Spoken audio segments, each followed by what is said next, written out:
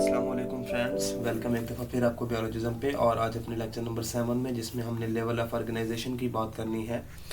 तो level of organisation से क्या मुराद है, लेवल ऑफ ऑर्गेनाइजेशन क्यों की जाती है। बेसिकली जब हम बायोलॉजिकल लाइफ को स्टडी करना चाहते हैं, बायोलॉजिकल प्रॉब्लम को स्टडी करना चाहते हैं, तो उसमें हमें उसको बेसिक लेवल से स्टार्ट करना होता है। और हम ये देखते हैं कि एक लेवल से आगे क्या लेवल आता है, इस एक स्टेप से आगे कौन सा स्टेप आता है, और हम किस स्टेप पे स्टडी करते हैं, फिर डिफरेंट स्टेप पे स्टडी करते जाते हैं उसको, और तब जाके हमें बायोलॉजिकल जो प्रॉब्लम है, एक बायोलॉजिकल ऑर्गेनाइजेशन जो है उसको हम समझ सकते हैं।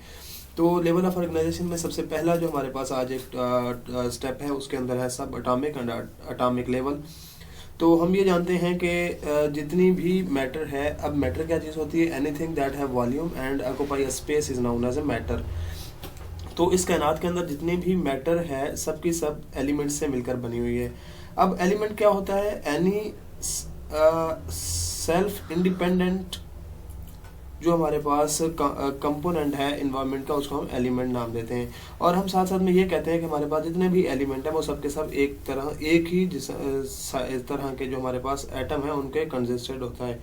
जो हमारे पास जितने भी एटम्स हैं, वो सब एटम जो है वो सब एटॉमिक पार्टिकल से मिलकर बने होते हैं। तो सब एटॉमिक पार्टिकल कौन से होते हैं, मेन जो हम तीन जानते हैं, इलेक्ट्रॉन होते हैं, प्रोटॉन होते हैं एंड देन न्यूट्रॉन होते हैं। जो हमारे पास न्यूक्लियस है उसके अंदर न्यूट्रॉन एंड प्रोटॉन मौजूद होते हैं। प्रोटॉन जो है ये पॉजिटिवली चार्ज पार्टिकल है, न्यूट्रॉन जो है ये न्यूट्रल होते हैं, एंड इलेक्ट्रॉन जो है ये अराउंड द न्यूक्लियस ऑर्बिट में रिवॉल्व करते हैं और नेगेटिवली चार्ज होते हैं। और हम ये कहते हैं कि जो हमारे पास एलिमेंट्स हैं इन नेचर 92 हैं, और उनमें से 16 जो हैं वो मेनली हमारे पास बायोलॉजिकल ऑर्गेनाइजेशन के अंदर पाए जाते हैं, जिनको हम बायो एलिमेंट्स कहते हैं। ठीक है, टोटल 19 है, उसमें से 16 जो हैं वो बायो एलिमेंट्स कहलाते हैं।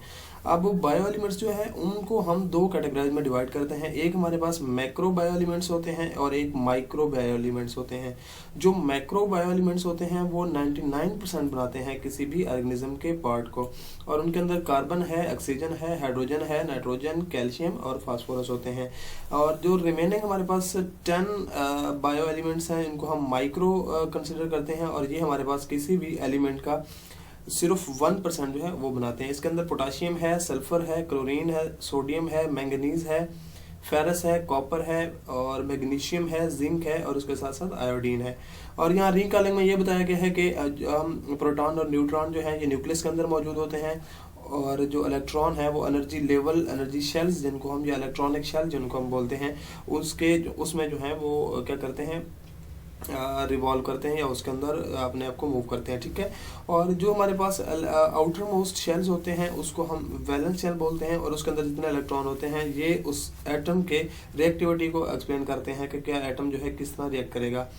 यहाँ पे आप देख सकते हैं कि कौन कौन से हमारे पास नाइट्रोजन जो हमारे पास बायो एलिमेंट है, नाइट्रोजन, कार्ट्रोजन, कार्बन, ये सारों की परसेंटेज दिखाई गई है। तो यहाँ पे हम देख सकते हैं ऑक्सीजन एक ह्यूमन बॉडी के 65% होता है, कार्बन 18% होता है, हाइड्रोजन 10% होता है, नाइट्रोजन जो है वो 3% है, कैल्शियम जो है that is 2%, phosphorus is 1%। These are the 6 macro bio elements and then the micro bio elements that are 1% only. तो यहाँ पे ये बताया गया है।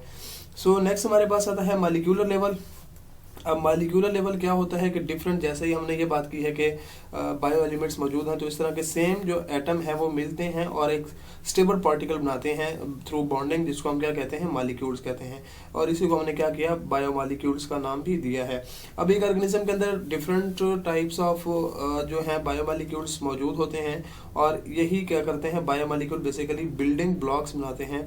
बिल्डिंग ब्लॉक्स का क्या मतलब है कि ये एक दूसरे के साथ मिलते जाते हैं, एक कम्प्लेक्सिटी बनाते हैं, और कम्प्लेक्सिटी करने के बाद क्या करते हैं, एक ऑर्गेनिज्म जो है उसकी बॉडी को शेप करते हैं। तो इनको हम इनकी वेट की बेसिस पे दो बेसिकली कैटेगरीज में डिवाइड करते हैं। एक वो होते हैं जिनका लो मॉलिक्यूलर वेट होता है, उनको हम माइक्रो मॉलिक्यूल्स कहते हैं, जिनके एग्जांपल यहाँ पे ग्लूकोज एंड वाटर दी गई है। और उसके साथ साथ दूसरे जो हमारे पास होते हैं दे आर मैक्रो मॉलिक्यूल्स। और मैक्रो मॉलिक्यूल्स क्या होता है, इनका मॉलिक्यूलर वेट जो है बहुत ज़्यादा हाई होता है, और इनमें एग्जांपल जो है यहाँ पे एक स्टार्च की दी गई है, प्रोटीन है, लिपिड्स है। अब ये प्रोटीन, स्टार्च, लिपिड, ग्लूकोज, ये क्या चीज़ें हैं, इनको हम फर्दर जब आगे मूव करते जा रहे हैं तो इस तरह ये आगे स्टडी करेंगे। ये बेसिकली मॉलिक्यूल्स हैं जो कि एक ऑर्गेनिज्म का स्ट्रक्चर बना रहे होते हैं। देन हमारे पास जो नेक्स्ट स्टेप आ रहा है या नेक्स्ट लेवल आ रहा है, that is organelle and cell level. अब जैसे बायोमोलिक्यूल जो हैं वो बेसिकली कंबाइन होते हैं और बायोमोलिक्यूल कंबाइन करते हैं और एक सब एटॉमिक सब सेलुलर स्ट्रक्चर बनाते हैं। और सब सेलुलर स्ट्रक्चर जो होता है उसको हम क्या नाम देते हैं, ऑर्गेनेलीज का। और ऑर्गेनेलीज क्या करती हैं, असेंबल करती हैं, एक दूसरे के साथ मिलती जाती हैं और एक unit of life I mean cell जो है। अब सेल जो हम पहले ही जिसको स्टडी करते हुए हमने पढ़ा था कि जो सेल है ये स्ट्रक्चरल और फंक्शनल यूनिट ऑफ लाइफ होता है। तो ये डिफरेंट ऑर्गेनेलीज जो होती हैं ये कंबाइन करती हैं, असेंबलेज करती हैं, एक दूसरे के साथ फंक्शन परफॉर्म करती हैं और एक मेम्ब्रेन के अंदर ये इकट्ठी हो जाती हैं जो क्या बनाती हैं, सेल बनाती हैं। जो हमारे पास ऑर्गेनेली होती है that is specialise for performing specific function. हर जो ऑर्गेनेली होगी उसका अपना एक स्पेसिफिक फंक्शन होगा। जैसे यहाँ पे एग्जांपल दी गई है माइटोकॉन्ड्रिया की। अब माइटोकॉन्ड्रिया को पावर हाउस ऑफ सेल भी कहा जाता है। ये सेलुलर रेस्पिरेशन करवाती है और सेलुलर रेस्पिरेशन के थ्रू क्या करती है, एटीपी जनरेट करती है और जो सेल है उसके लिए जो एनर्जी है उसको उसकी प्रोडक्शन करती है। देन यहाँ पे एक और ऑर्गेनेलीज की एग्जांपल दी गई है that is ribosome.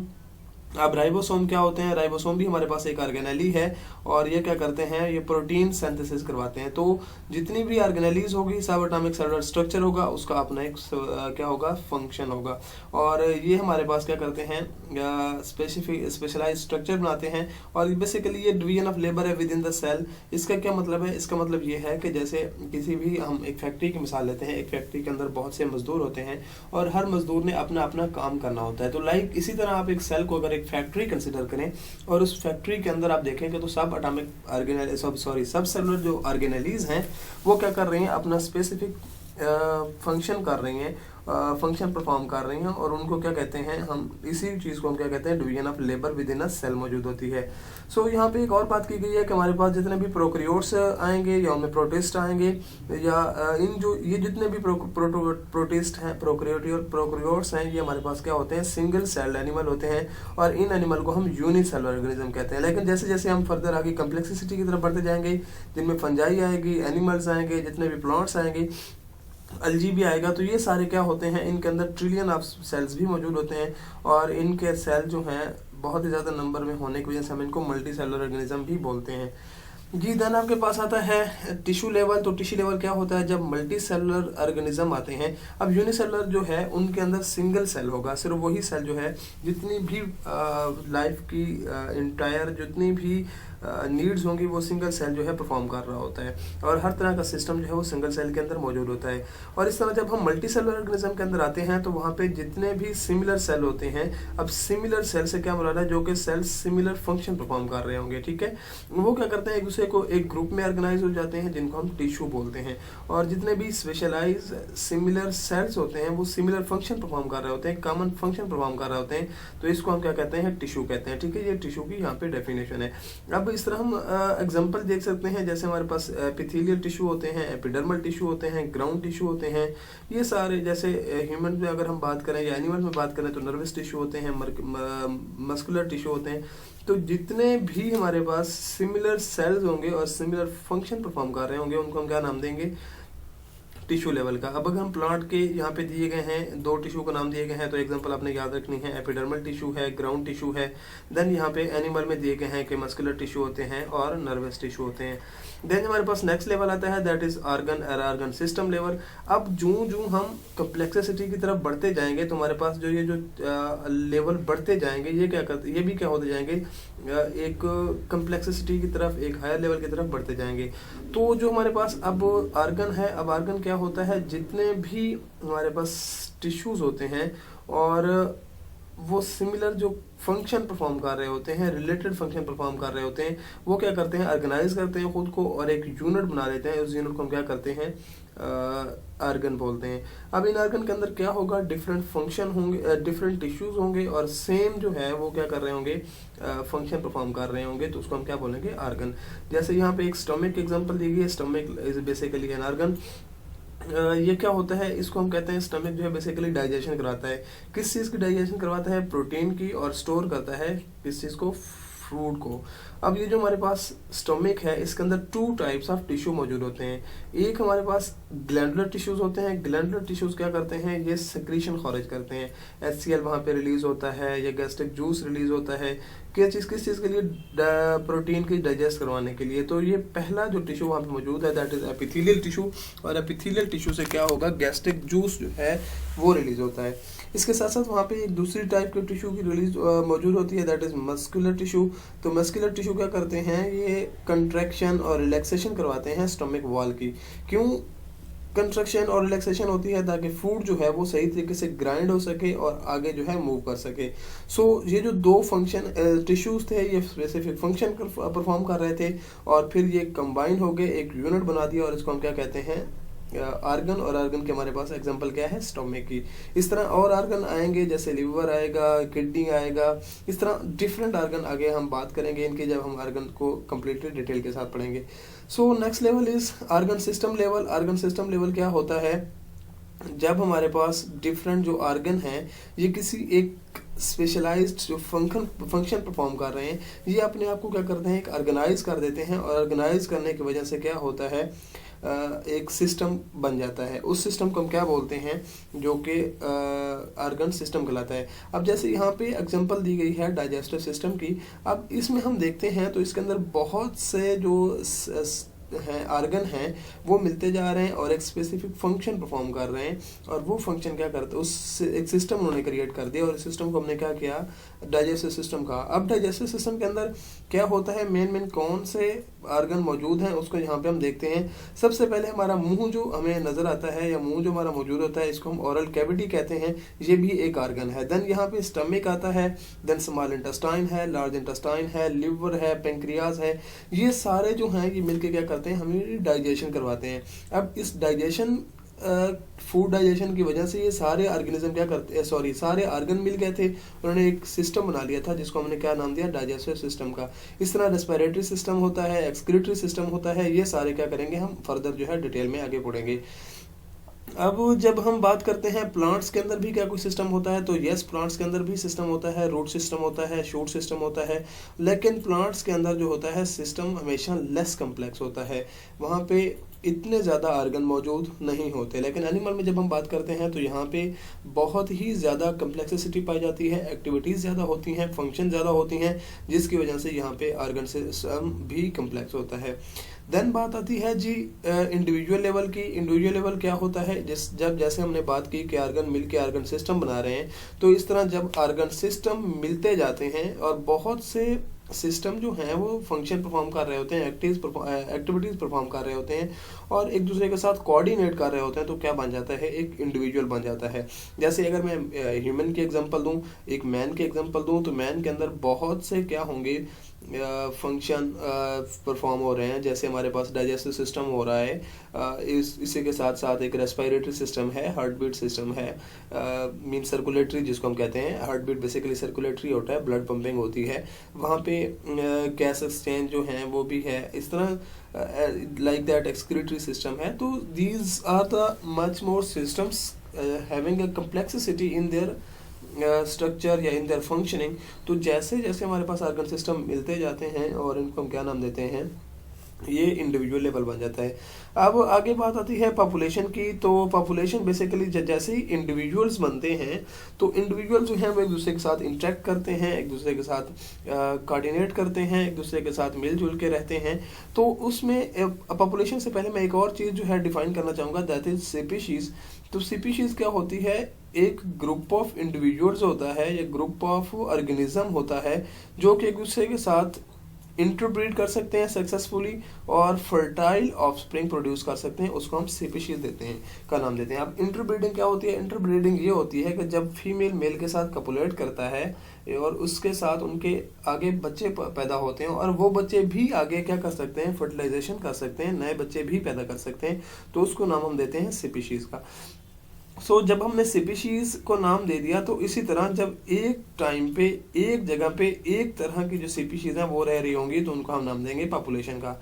Like that हम ह्यूमन पॉपुलेशन की बात करते हैं तो अगर मैं आपको जनरल एक एग्जांपल दूं तो किसी एक एरिया के अंदर आप कंसिडर कर लें कि जैसे हम बात करते हैं पाकिस्तान की आबादी के हवाले से, पाकिस्तान की पॉपुलेशन के हवाले से, तो पाकिस्तान के अंदर जितने भी ऐसे लोग हैं जो कि इंटरब्रीड कर सकते हैं और इंटरब्रीड करके अपनी एक नई जनरेशन पैदा कर सकते हैं, तो इसको हम नाम क्या देते हैं, पॉपुलेशन का। तो ये हमारे पास क्या है, पॉपुलेशन।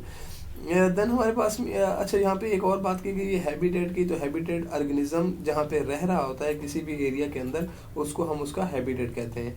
देन नेक्स्ट हमारे पास जो लेवल आता है दैट इज कम्युनिटी लेवल। अब कम्युनिटी क्या होती है, एक जगह पे जब डिफरेंट पॉपुलेशन रह रही होती हैं एक सेम इन्वायरमेंट के अंदर, और वो क्या करती हैं एक दूसरे के साथ इंटरेक्ट कर रही होती हैं, तो उसको हम नाम देते हैं पॉपुलेशन का।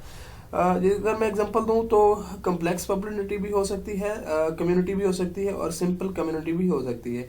अब कम्प्लेक्स कम्युनिटी क्या होती है, कम्प्लेक्स कम्युनिटी वो कम्युनिटी होती है जिसके अंदर बहुत ज़्यादा जो है पॉपुलेशन मौजूद होती है, और वहाँ पे एक कंपटीशन ज़्यादा होता है वहाँ पे। लाइक दैट आप जैसे एग्जांपल समझे, कंपटीशन होगा शेल्टर के लिए, फूड के लिए, तो ऐसी कम्युनिटी को हम कम्प्लेक्स कम्युनिटी का नाम देते हैं। एक इसकी एग्जांपल होती है सिंपल कम्युनिटी।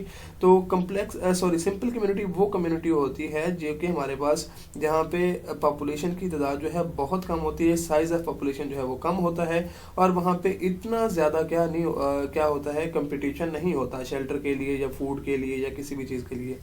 तो जो हमारे पास इन्वायरमेंट के साथ जैसे ये इंटरेक्ट कर रहे होते हैं, सो जब किसी भी इन्वायरमेंट में कोई चेंज आता है, उसके बायोटिक फैक्टर में चेंज आता है, एबायोटिक फैक्टर में चेंज आता है, या जो भी हमारे पास कंपोनेंट है इन्वायरमेंट का, अगर इकोसिस्टम के अंदर कोई चेंज आ रहा है तो वो भी कम्युनिटी पे क्या करेगा, असर करेगा। अगर कम्युनिटी सिंपल होगी तो उस पर जो असर होगा वो बहुत ज़्यादा टाइम के लिए होगा, लॉन्ग लास्टिंग होगा और ड्रास्टिक कंडीशन में होगा। लेकिन अगर हमारे पास जो कम्प्लेक्स कम्युनिटीज़ होती हैं उन पे अगर हमारे पास कोई उन पे क्या होता है, अगर कोई इफेक्ट आता है किसी भी इन्वायरमेंट का, लाइक बायोटिक फैक्टर में कोई चेंज आ गई है या एबायोटिक फैक्टर में कोई चेंज आ गई है, तो वो इतना ज़्यादा लॉन्ग लास्टिंग नहीं होता। इसकी वजह ये होती है कि वहाँ पे बहुत से मेंबर ऑफ पॉपुलेशन मौजूद होते हैं, सो वो उसको कंपनसेट कर जाते हैं। लेकिन अगर किसी भी सिंपल पॉपुलेशन की हम बात करते हैं तो वहाँ पे नंबर ऑफ इंडिविजुअल्स जो हैं वो कम होंगे, और कम होने की वजह से वहाँ पे क्या होता है,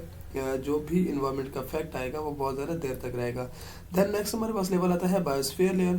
तो बायोस्फीयर लेवल वो होता है जहाँ पे भी कोई भी कम्युनिटी रह रही होती है, पार्ट ऑफ अर्थ, जिसको हम क्या कहते हैं, कम्युनिटी कहते हैं। इसका बायोस्फीयर के अंदर क्या होता है, बेसिकली इकोसिस्टम भी मौजूद होता है। इकोसिस्टम क्या होता है, वो पार्ट या वो एरिया जहाँ पे कोई ऑर्गेनिज्म रह रहा है और वो क्या कर रहा है, अपने non living component mean environment के साथ इंटरेक्ट कर रहा है, उसको हम क्या बोलते हैं, ecosystem. So this is the last step, जहाँ पे कोई कम्युनिटी रह रही होती है, जहाँ पे कोई ऑर्गेनिज्म रह रहे होते हैं। बेसिकली हैबिटेट जो होता है उसी को हम दूसरे लफ्जों में क्या कह सकते हैं, बायोस्फीयर लेवल भी कह सकते हैं। और यही जो है हमारे पास पार्ट क्या कहलाता है, zone of life on earth, mean ऐसा जमीन का टुकड़ा जहाँ पे लाइफ जो है पॉसिबल है। अब लाइफ पॉसिबल होने के लिए वहाँ पे बायोटिक फैक्टर भी मौजूद होने चाहिए, ए बायोटिक फैक्टर भी क्या होना चाहिए, मौजूद होना चाहिए। So this are about our level of organisation के। एक लेवल ऑफ ऑर्गेनाइजेशन से मुराद ये था कि एक ऑर्गेनिज्म जो है उसके पैदा होने से, उसके बनने से, जहाँ पे वो रह रहा है और अपने इन्वायरमेंट के साथ कैसे इंटरेक्ट कर रहा है, उसके पीछे कितने लेवल्स हैं, कौन कौन से स्टेप हैं। सो आज हमने उसको स्टडी किया। होप सो आपको आज का लेक्चर समझ आ गया होगा।